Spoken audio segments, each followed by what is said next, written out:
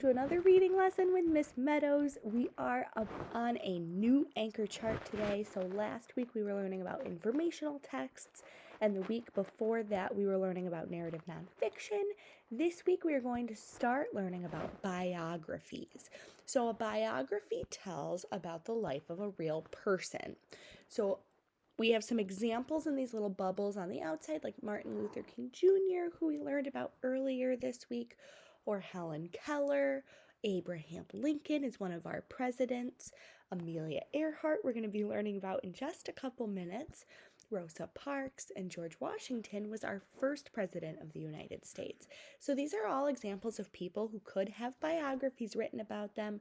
Biographies are usually about famous or important people, but could also be about just regular, normal people too. So things that a biographies exist. They tell why the person is important, events from the person's life, so things that happened and things that make them special or important, information about where the person lived, worked, or traveled, and then ways that the person has made a difference in their world, in their community, things like that. So the different things we're looking for in a biography are that they would have photos or artwork that show the person. So either artwork that depicts that person or actual photos of that person. It would have the events in order from earliest to latest. So it would have probably starting from when they were a kid to when they were a grown-up, and then a timeline that shows the order of events. So for example, they were born, they started school, and then they learned how to ride a bike could be an example of a biography of one of you. So a biography really is the story of a real person. If it's the story of a pretend person or a character, that wouldn't be a biography. It would just be a story. For it to be a biography, it has to be about a real, live, actual person.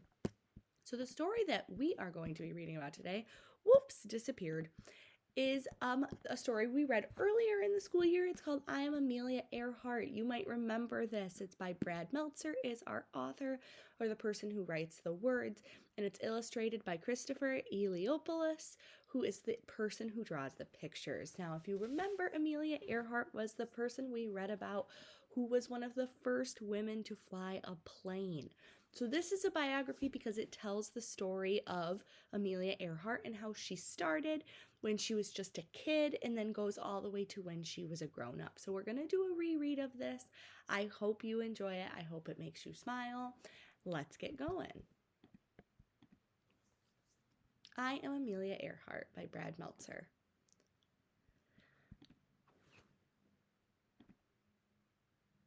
I am Amelia Earhart.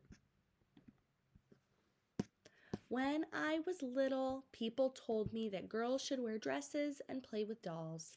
They said we shouldn't have unladylike adventures. I didn't agree.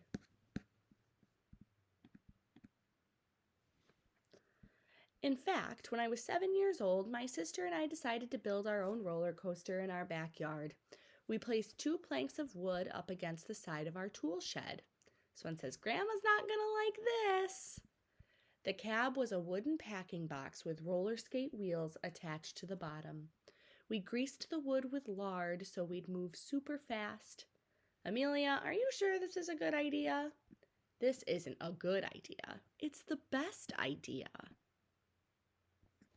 Of course, I got to ride first. This was my moment. Here we go in 3, 2... I still remember the wind in my face.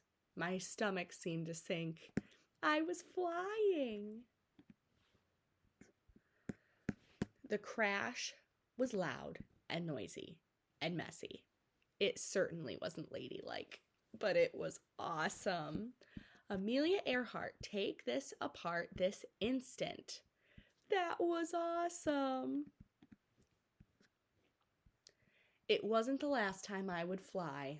As I got older, I went to many air shows. When I was 23 years old, but still a kid at heart, my dad took me to meet Frank Hawks, a man who would eventually set many of his own flight records. You ready? I'm ready. For $10, Hawks agreed to take me on my very first flight. For 10 minutes, we flew through the sky and out over the Pacific Ocean. By the time I was 200 or 300 feet off the ground, I knew one thing: I had to fly.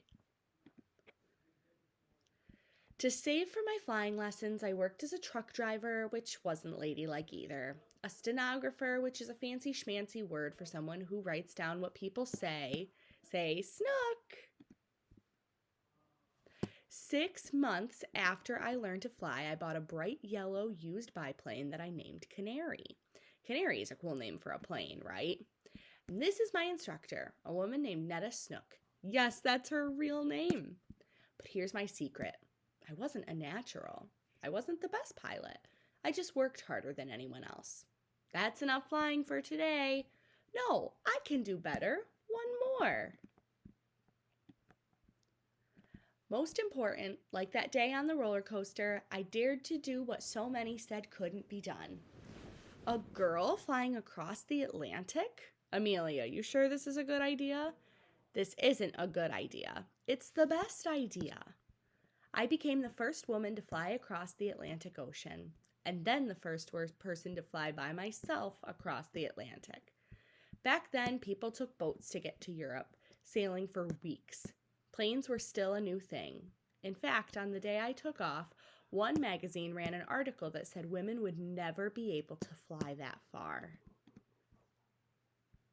But I did. To do it, I had to fly for 14 hours and 56 minutes with no rest, no break. Sometimes the sun was so blinding I could barely see where I was going. In the process, I also broke the record for crossing the ocean in the shortest amount of time, doing it faster than any man or woman ever. Then I broke an altitude record, which is just a fancy schmancy way of saying I went higher than anyone else. And how high did I go? About 12 Empire State Buildings straight up, at a time when no woman had ever gone that high. In October of 1922, I broke the women's altitude record by rising to 14,000 feet. And in July of 1930, I set a speed record of over 181 miles per hour. In my life, I took many flights. Every single time, there was someone who said that I wouldn't be able to do it. Never let anyone stop you. Whatever your dream is, chase it. Work hard for it. You will find it. It is the best lesson I can give you. I am Amelia Earhart. I know no bounds, and I hope you'll remember that the greatest flight you'll ever take is the one no one has tried before. And this is a real photo of Amelia Earhart that says a quote from her, which is something she actually said. Never interrupt someone doing what you said couldn't be done. Amelia Earhart.